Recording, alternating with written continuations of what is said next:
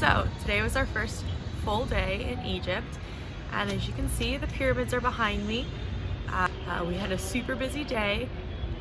Our host Saul picked us up at 9, and then we went to the Egyptian Museum, not the new one, that one hasn't opened yet. We went to the one downtown, and we got to see some of King Tut's jewels and his solid gold mask that was over his mummified body, and some mummies and so much history. I don't always think that there's a need to hire a guide, but in this specific instance, we would not be learning anything if it wasn't for our guide Saul, and that's spelled S-A-H-L, not S-A-U-L, like Saul, like Paul. I hired him through this Airbnb that has the wonderful view. But yeah, so we went to the pyramids. We stopped and got some snacks on the side of the road for 50 Egyptian pounds, which works out to like $3 for some chips, some candy bars, some drinks. Then we went and saw the pyramids, which are incredible. I mean, a single block is the size of my dad. He's 6'3", so that was really cool. So getting into the pyramids in the museum, you have to pay 200 Egyptian pounds per person.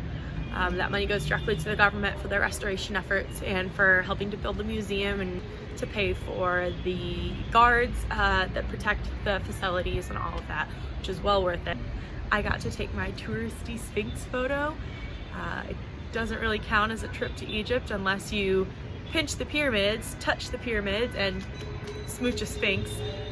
So I got to do that. Tomorrow we're going to Saqqara, Memphis, Dusher, some of the other more historic older temples. Saqqara is the first pyramid ever. It's a step pyramid instead of a straight pyramid like this one. So fun fact, the big pyramid is 51 degrees of an angle, and the smaller one over here is 53 degrees, so it's a little bit steeper, and when you are up close, it actually appears that they're the same height, because this one was built on higher ground, but this one is in fact 10 meters higher than that one, or roughly. I might have that wrong.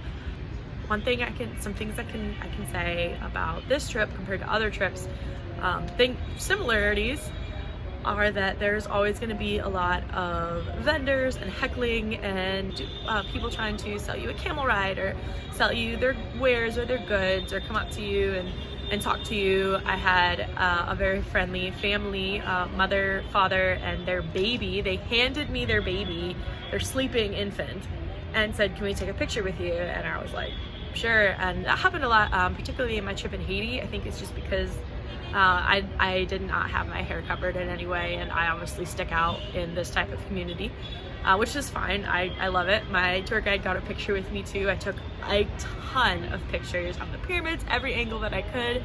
Kind of one of those annoying tourists who's squatting and standing and snip, snip, snip. Ooh, that's not right. Ooh, wait for those people. But the way I see it, I might never come back here, and if I do, it might look different. They're doing a lot of restoration efforts, so I want to really get a good picture, not only for me, but for my friends and family who don't necessarily travel a whole lot and would really like to see these things kind of for themselves, but through my eyes. So I love taking pictures, and it's been such a cool thing. One thing that my tour guide Saul said is, you know, everyone wants to get a picture of the pyramids with camels walking by. Don't do it. You can take it from afar, but the second that you take a picture of them up close and they see it, they're gonna come up and ask you for money. We even had a guy in a very pretty camel saddle come up, and he's like, take my picture, and he like posed, and my tour guide gave me the don't do it unless you want to pay him, and if you'd like to pay him, that's fine, but it only encourages that which kind of detracts from the tourist experience. And he said, if you want a camel ride, go to the front and you can buy one from the government and not get scammed, not have to pay too much. I saw a lot of the camels getting pulled and tugged, and they just didn't seem like they were having a good time. My tour guide did say that he feels very safe in this neighborhood. I mean, he has 4 children, the eldest is 12. He said up until 2, 3 in the morning, him, his wife, his kids are all comfortable walking around at night. So he said if I want to go out and get a bite to eat, that's fine. Just if I'm more comfortable, stay in and lock the door, and I feel very comfortable here. My host on my Airbnb is very responsive. We did have a weird thing happen last night where the doorbell, ding, ding, ding, ding, ding, ding, ding, ding, ding, ding, ding, ding. I had moved out to the living room to sleep because my dad snores way too loud, and it just kept going off, and someone was jiggling the door handle, and this was at 4 in the morning, so it was a little weird. I wasn't too worried because if they were trying to break in, they wouldn't be ringing the doorbell. And I texted my host and he said, oh, that was a delivery guy, and I don't know if I necessarily buy that, but like I said, I didn't feel unsafe. The door has a deadbolt. It has actually 3 deadbolts that all go in together. And my host and my tour guide were both like, please don't think that's normal. Like, don't be alarmed. Don't be afraid. And they went out of their way to make me feel comfortable with that. So that's cool. So when I was doing my research for this trip, I read a lot of different online blogs, and I listened to other people's videos and podcasts, and got inputs from some of my friends who've traveled a lot, and tons of people said, you know, the pyramids are cool, but they're right next to this big ugly city, and that just takes away from it completely. It's like not even worth it. And I can personally tell you that that is not true. They are so cool. I mean, even just to see them right there in the background, they are stunning. And the closer you get to them, they're a little bit more broken up, so I will say the view is actually better from afar. But when the light hits it and you're at an angle, it is out of this world. I'll post some of my pictures up here. It's incredible. And just to see how deep down it goes and how vast the complex is. I mean, we're not talking one pyramid, we're talking the entire complex of Giza back there. So that was really cool to see for myself. I never thought I'd actually get to see the pyramids.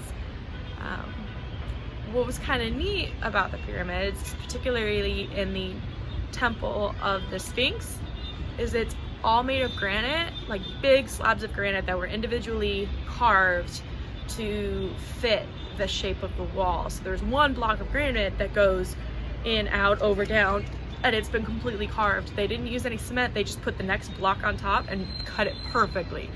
The only other place I've seen that was in Machu Picchu. The Incas did that with the same massive granite blocks that were pristinely cut. I mean, you couldn't put a credit card through there or a piece of hair if you tried. So that was also really cool. So on the topic of COVID, I wanted to address some of what has happened so far in just the country's response to COVID and their preventative measures. So before we even boarded our flight to Cleveland, they wouldn't even check us in until we had a paper copy of our PCR test. So we actually got it printed there because I just had a digital copy on my phone. And then when we boarded our flight from Newark to Frankfurt, same thing. Germany requires the PCR test as well. And then again, before we boarded our flight from Frankfurt to Cairo, we had to go up to the gate, show them our passports, show them our COVID test. So if you're going to be traveling anytime in the near future and you're going somewhere that requires the COVID test, do yourself a favor, print it out at home, and then take a highlighter, because everyone's COVID test looks different, and highlight your name, the date you got the test taken, the letters PCR, and the word negative. Just highlight that in bright green, because I had people from 4 different countries looking at my paperwork and trying to read it and figure it out, and English isn't everybody's first language, so that will be really helpful as you go through these checkpoints. Even landing in Cairo, I had three different people check. It's good that they're taking it seriously, because then once you get into Cairo, our tour guides and our bus driver were wearing masks when they picked us up, which was awesome. Not a whole lot of other people here are wearing them. You see the tourists wearing them, which is good because they're the ones who are going to bring the COVID cooties in. But all the locals that you pass, everyone that I've talked to, either in the market or something like that, they're not wearing masks. All I can say is to be courteous and follow the local guidelines that are set in place to keep everyone safe. Wear a mask, cover your face, and if it's available to you, maybe consider getting a vaccine after you do your homework. Thanks so much for tuning into this video. If you liked it, be sure to give it a thumbs up and let me know your thoughts in the comments below. Be sure to subscribe to my channel because there's a lot of new videos coming out about my upcoming trip on the Pacific Crest Trail this summer.